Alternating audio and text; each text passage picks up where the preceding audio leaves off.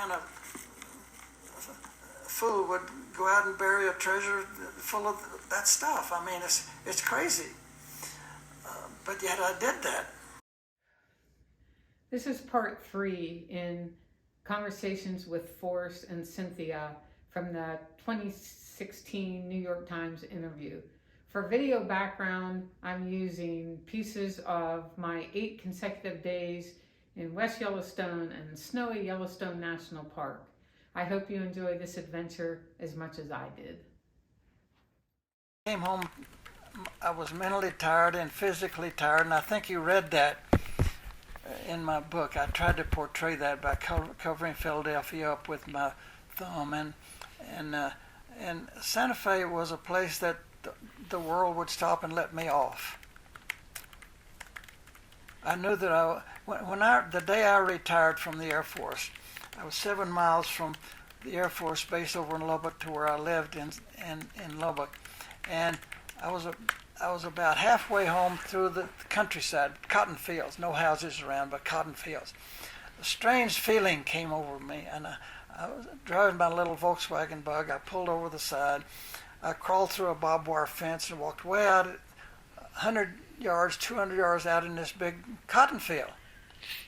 And I took my watch off and I threw it just as far as I could throw it.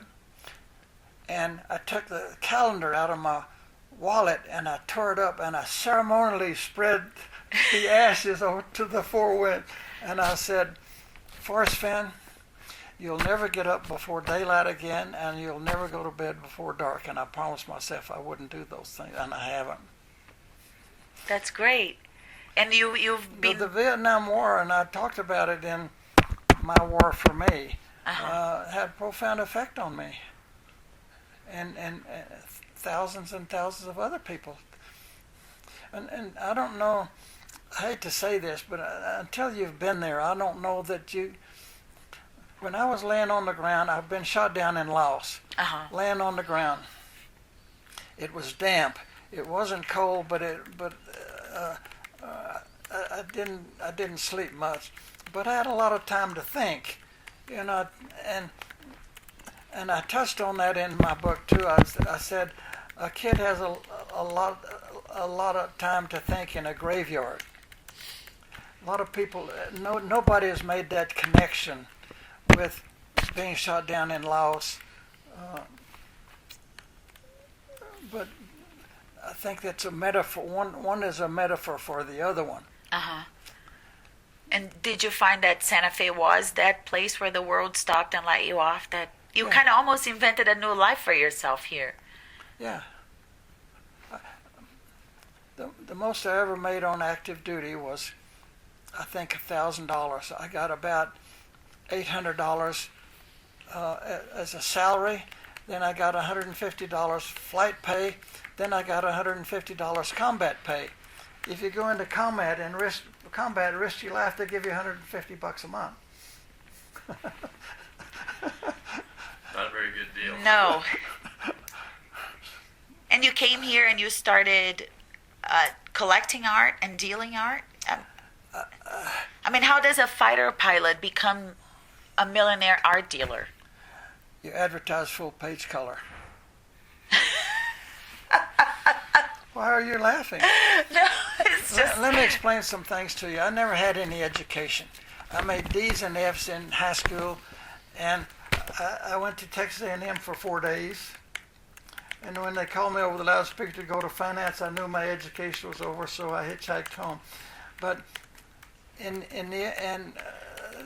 joined the Air Force as a private, but I told myself, and then I went to pilot training because they were desperate for pilots. I mean, they wanted pilots to be educated, college graduates. Well, I was a high school graduate, barely, but they were desperate for pilots, so they gave me pull motor tests, and I passed all those things. So they took me into pilot training. But I asked myself, how can a kid like me that knows nothing compete with PhDs and aeronautical engineers? And I told myself the only way I can compete is I'll out hustle them. While they're thinking about doing something, I'll go do it. And I I feel the same way, and I'll tell you a story in a bit. And I came to Santa Fe and I said, well, I've got no experience and no education and no money. How am I going to be an art dealer? And I told myself I've got to make them think that I'm an expert. And you do that by advertising full page color. And then because they think I'm an expert, I have to be somewhat intelligent when I talk to my clients. So I hired a full-time research librarian.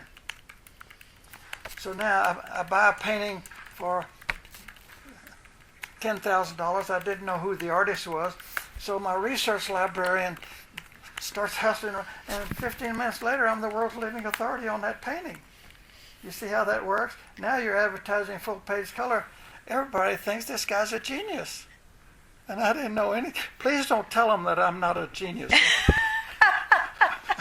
Well, genius don't necessarily, to me, being a genius has nothing to do with how much education, formal education you have. I think what you said is very true. You know, I identify with that in a different way. I came to this country as an immigrant. I always say that I love the first line of Elvis Presley's obituary. It says he was a nobody with a somebody's destiny. And With a somebody what? Destiny. That's wonderful, isn't it? It is, because it applies to so many people in this country who you, in some ways, me, I'm not a millionaire, but I did all right. You know, I've done all right. Let me ask you, what's the largest industry in the world? Oh, gosh, I don't know. Largest industry in the world. I have no idea. Advertising. I'm probably wrong. But you can't look any place Right. without seeing advertising. Look Well, on your, no, this look is on my your daughter's glasses. sticker. Look on your glasses. Look on the side of your shoes. I mean, It's true. you can't. I mean, that's what the New York Times is about. Where would they be without advertising? Right? And so, when you boil it down, what can you say that will masticize that whole thing? It doesn't matter who you are. It only matters who they think you are. It doesn't matter how good that aspirin is. It only matters how good I can make you think it is. Is that not what advertising is all about? It is. Exactly. I've never had anybody explain that to me in that way, but because I've often said that I had an advantage over college graduates because I could look at something with clear vision and without first remembering what some PhD told me sitting in a classroom.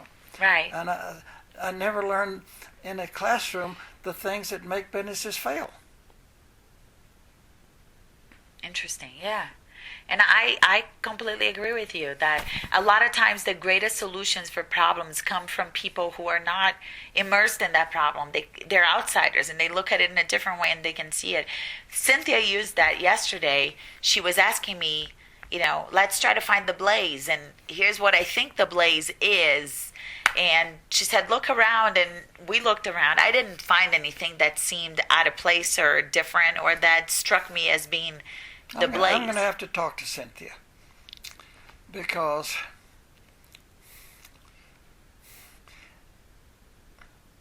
why would you, if you have clues to a solution, why would you start in the middle instead of at the first one?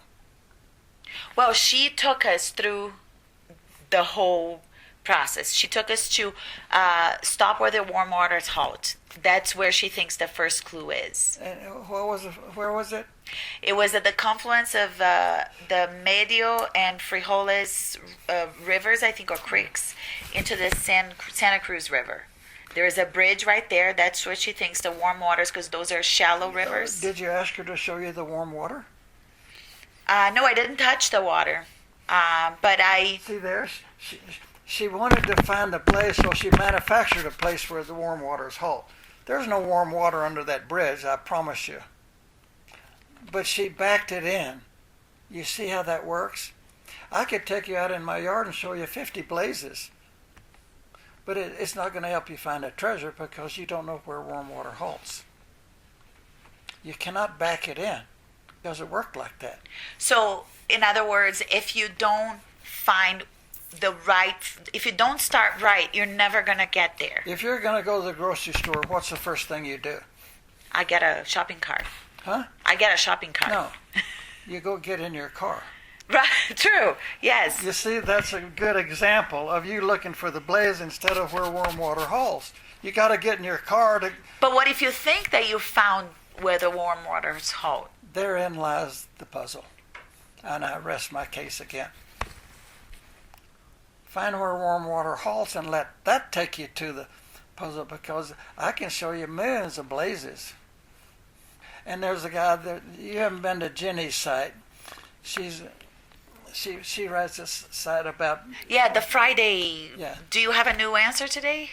Yeah, I can tell you what it says.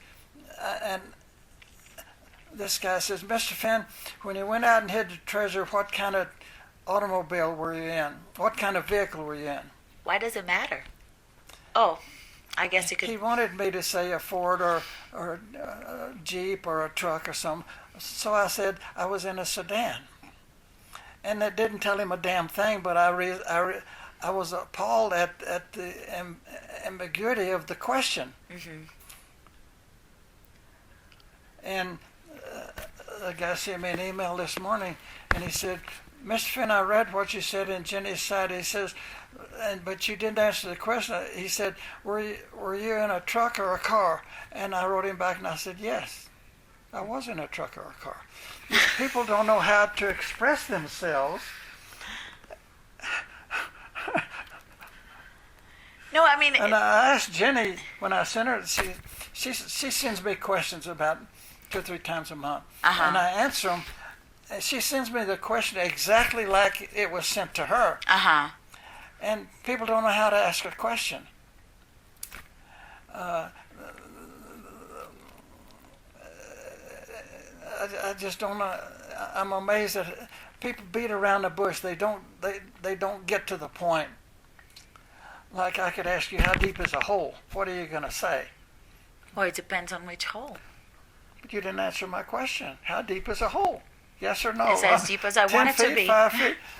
I mean, that illustrates my point Right. anyway. I mean, how deep is a hole? A hole can be this But little, then or... after Jenny posts those things, I mean, there's 50 people make comments, and most of them are laughing. They'll write LOL, which means Forrest really got to that guy, didn't he? So, again, about your poem, which is a very nicely written poem, I can see there is a path there that you're guiding people.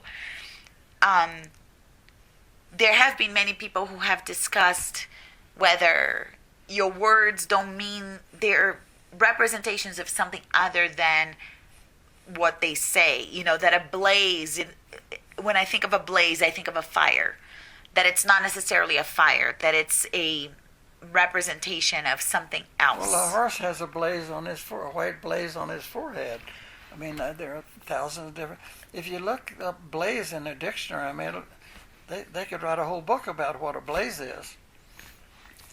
So the words mean what they mean, but not necessarily the most obvious meaning, perhaps. One of the things that I really didn't anticipate, and I tried to anticipate everything, was that people would complicate the poem so much.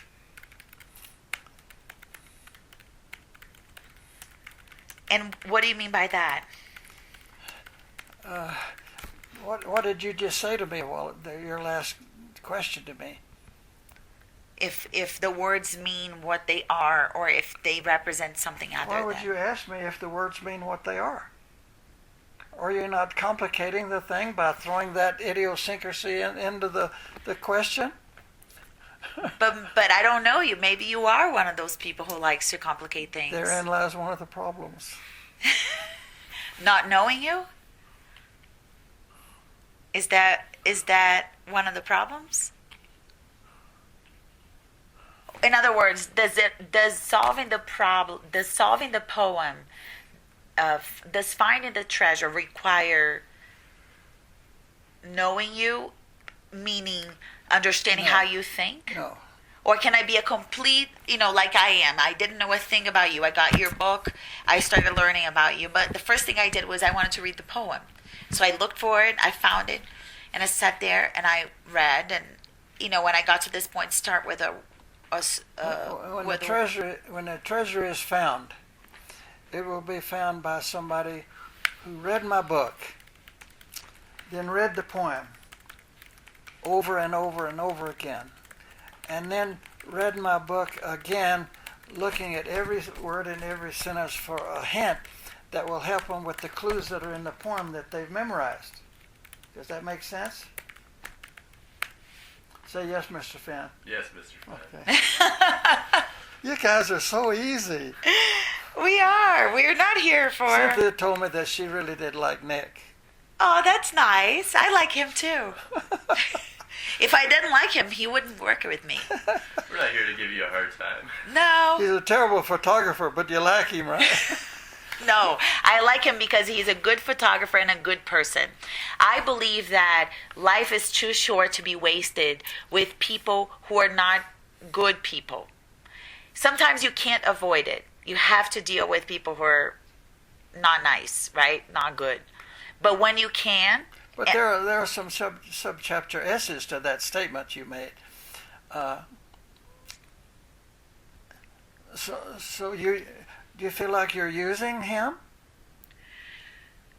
Yes, in the sense that, that's a derogatory thing. She says she's using you. No, but there's a different... What's the opposite of using him? Him being of no value. No, but no. But if I told you that I really use my friend Joe, no, then you would think that was a derogatory sense. No, you are distorting my interpretation of use. I think you and I have different definitions. I was taking your words literally. Right. So I am using Nick in the same way that Nick is using me. That's a derogatory. She's using you. You better go home. She's going to take advantage. No. When you use him, you take advantage of him. No, that's not how I see it. Well, you should take advantage. If he's a good photographer, aren't you going to take advantage of his talents? But it depends on what you mean by take advantage. There are people who think that to take advantage of somebody is to trick that person into doing something that's only going to benefit you and not that person. My question was, are you using Nick? How did you interpret my question? I interpreted your question. I am using him as someone who is doing a job with me, and I need him to do this job well because I cannot take pictures. But if Joe Smith was sitting here and didn't know either one of you, his God, she's using him. I'm gonna alert him that he better be. But I would hope that Nick knows me well enough to tell Joe Smith, no, you don't know her. What she tough, means. Isn't she? I know better. I think it's the same goes for you. Give me your hand. So what's the point of all this, Fernanda? Having a great time in life. The point is that the point is not simple, is it? We're arguing things, we're presenting both sides of a story. Either one of them is plausible. Right. And so how can you... It would help to know me, wouldn't it? Yes. Because I am different. Not better, but different. And I've often thought, and people tell me that I think differently from other people. And what kind of fool would go out and bury a treasure full of that stuff? I mean, it's crazy. But yet I did that. And so crazy people do exist, don't they? But do you know the difference between a kook and an eccentric? It depends on who you ask. Do you know the difference between a kook and an eccentric? An eccentric has money. I love it. Don't you quote me. I'm recording it so I don't miss these gems and don't forget them. I mean, and I think you were very smart to demonstrate your point and answer my question in a different way, because when you asked me if I was using him, I don't see that. First of all, I felt comfortable enough to answer it honestly to you without worrying that you would judge me negatively by my answer. Nick, if I don't use you, you know what that means? That means you're of no value to me. I'm out of a job. That's right. And so Tell me where I'm wrong. My thought is he's a freelancer. If I can use Nick, I am actually giving Nick money so that he can pay his bills and live his life. So if he's Hiring me. I am hiring him to do the job. So if he's a smart guy, and I think he is, he's going to send you an email tomorrow and says, please use me some more. Not necessarily, he will take great pictures. That to me is not the email has no value to me if the pictures he takes are horrible, because it's not him being nice. The world is full of nice See, people. there she doesn't care about you as a person. No, I do. She cares about you No, as a photographer. I do, because if he were to be a great photographer, and pardon my French, an asshole, I wouldn't want to work with him, because I spend too much time with him talking about stories, driving to stories. Well, see, that's where we part. I would like to use Nick because he's a good guy, and I don't care what kind of pictures he takes. But you don't do the job that I do. So for my job, I need to have a good photographer who takes very good pictures. But on a personal basis, I would much rather have a very good photographer who takes very good pictures and who's also a nice person. And if I have the choice between a great photographer who's not so nice and a great photographer who's nice, I'll pick the one who's nice. Because when we're finished and we sit down to have dinner, I'd like to have a nice conversation with him. And your editor is going to fire you because the photographs were so bad. No, but that's what I said. I didn't say that I picked the nice over the great photographer. I said if I have the choice between two great photographers, one who is not so nice and one who is, I'm obviously going to pick the one who is. Because she's tough to beat, you see. I don't think so. No, I'm easy. I am easy to work with. What I'm trying to illustrate with my being an advocate is that these things are not simple. The problem is not simple. When you read this book, I mean, I don't even use the word damn in that book. I don't say hell or any of those things. Right. It's very straightforward, and yet people make the poem and the book so complex. Because I think, again, what the conversation we just had demonstrates that sometimes the way one person phrases something can have different meanings to different people. Mm-hmm. Just going back to are you using him? It is generally applied with a negative connotation. Mm-hmm. But I think among friends and reasonable people, I can honestly say I'm using him in the literal sense of the word. I know exactly what you mean. You know what you mean? What I mean?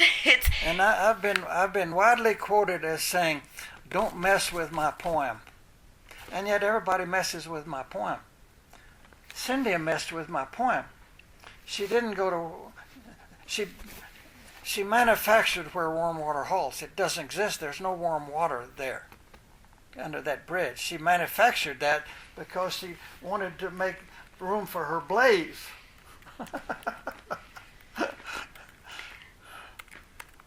But 65,000 other people have done that also. Mm-hmm. 65,000 people. I'm talking about a man and his whole family. And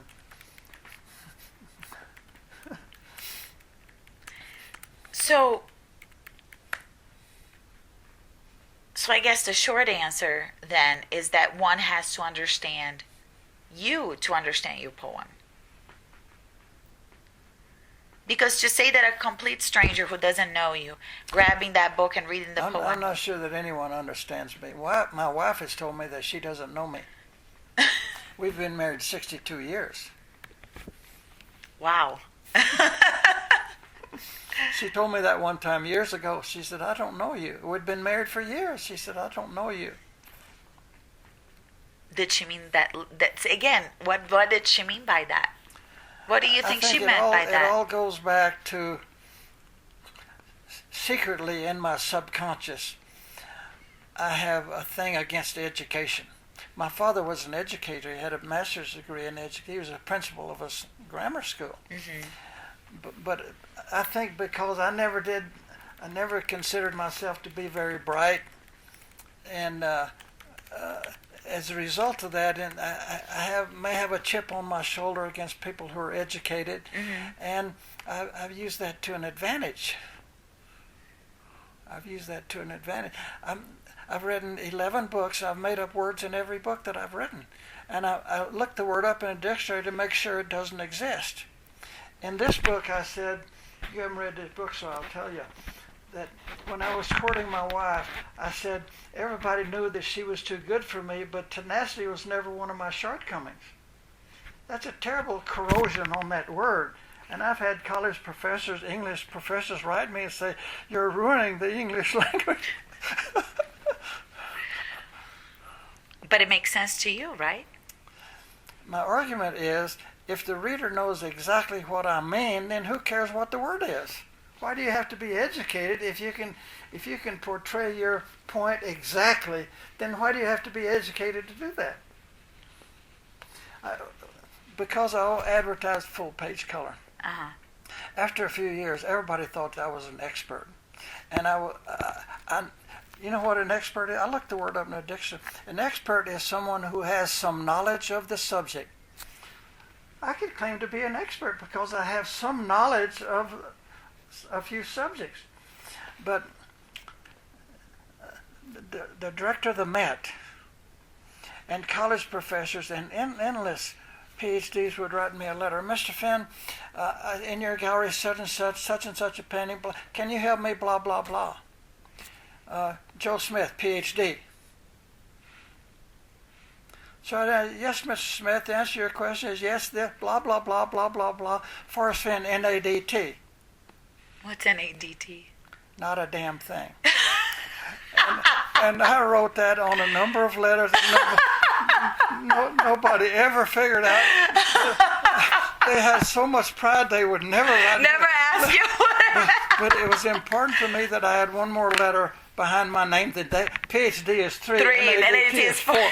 So that you see how I have a chip on my shoulder against those guys. Oh, I love different, it. aren't I? Not going to argue about that. That's so great. So I have a couple more questions. I honestly could sit here and talk to you forever because I'm having a great time. But you've said, and I've read, that people have come within 200 feet of the treasure. Is that what it is? And that's an approximate, but it's pretty close because some people have told me exactly where they were, and I recognize that spot, and I know that it's about 200 feet from where I hid the treasure. To my knowledge, no one has come closer than 200 feet. And why is it that, is it that they gave up before finding it? They what? They gave up before finding it? No, they didn't give up. They left the poem.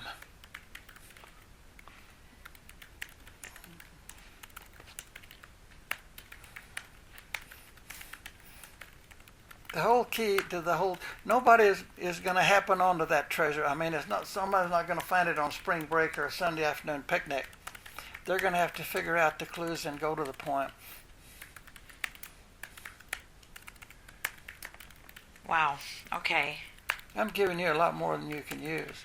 No, and you're challenged. It's like a certain personality feels very challenged by it, and I'm sure that's why so many people have gone after the treasure. It seems to me that there is Cynthia has said that the whole thing is about outwitting you, because they feel that once they decipher the clues in the poem and find the treasure, they have outsmarted you. Is that sort of a wrong attitude to have? Yeah, that's a wrong attitude. They've outsmarted the poem. But I'm ambivalent about whether they find a treasure chest or not. If they find a treasure, then they're not outsmarting me, because I'm rooting for them. You told people exactly where it is, right? But then look how many people would be disappointed if that happened. I could argue both sides. I get hate emails from. I got one from a preacher the other day. He's madder than me because I could have given that money to his church, and he could have spent it educating our youth. And another preacher wanted me to to go get the treasure chest and give him the money so he could build a playground out beside this school in Portland or someplace. People make arguments, but they're diabolically opposed to the way I think.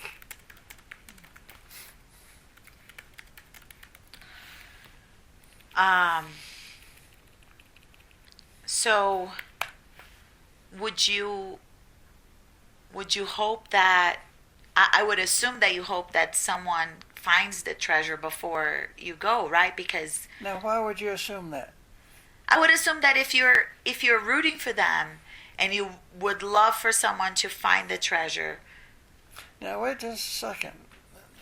You're putting words in my. I've never said that I would love for somebody to find a treasure. Oh, okay. So you're rooting for them, but not I necessarily. said I'm ambivalent. I could argue either point. But who says I can't influence the future? Who says that's what those bells and jars over there are for? I've written that my autobiography is. I said in my book is 28,000 words. Actually, it's 32,000 words because I've added some to it. But I printed it at Kinko's, and it's printed so small that I have to use a magnifying glass to read it because I put it in 32,000 words is a lot of words, a lot of pages. That's your autobiography? Yeah, and I wanted to put it in a little olive jar that has an iron lid. But iron will rust over time, so I dipped the iron lid in hot wax to seal it. And then I put it in my jars, and I buried out in the desert and out in the mountains. I've buried 8 of them, and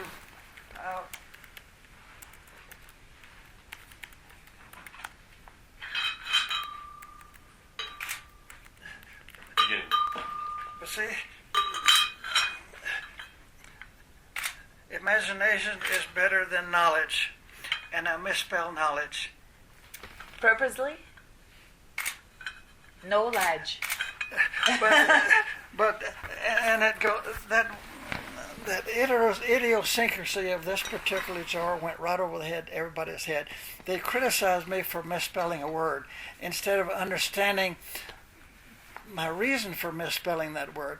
If imagination is better than knowledge, and I misspell knowledge, then that proves that imagination is better than intelligence. Right. And nobody, not one person has figured that out, and I'm appalled at that. Why am I the only one that understands the levity in what I said? So are you saying, when you said before, who says I can't influence the future, and you started talking about the jars and your autobiography, I mean, in which way? Well, I didn't understand you. Say it Oh, again. you said earlier. Come over a little bit closer. Oh, sure. You said a couple of minutes ago, who says I can't influence the future? Yeah. And then you started telling me about the jars where you have your autobiography. And the Rosetta Stone that was buried 2,000 years. Who Right. says that guy couldn't influence the future? Of course he did. And if he did, why can't I? Who says I can't? In which way influence the future? In which way? What would be the way you would be most satisfied influencing the future? I would be most satisfied if 100,000 years from now somebody digs up this jar with my autobiography in it and reads it. I signed it and I dated it. And my autobiography talks about everything that happened. It's everything in this book plus a lot more. And if somebody 100,000 years from now happens on that thing and reads my autobiography, don't you think that will influence? I mean, look at the Dead Sea Scrolls that are found. Or have they influenced anything? Of course you can. I mean, why do we give up so fast? Do you talk about the treasure in your autobiography? I did, but then I deleted it. I shouldn't say that. The jars that I have buried, I talk about the treasure chest. So if you can find a jar, it'll help you. But I hate to say that I enjoy the subterfuge of what I've done because that's misleading. But to illustrate it, I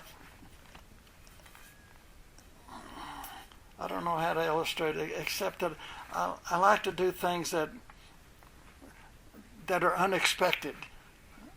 And I've had a lot of people undo this jar and put it. They don't know that deep in my mind someplace, I enjoy. They asked a comedian one time, said, what is funny? And the guy said, surprise. And I thought that was a really good comment. Sure, surprise is what makes everything work. You go in a grocery store and you're surprised to see that wonderful looking apple, so you buy the apple. And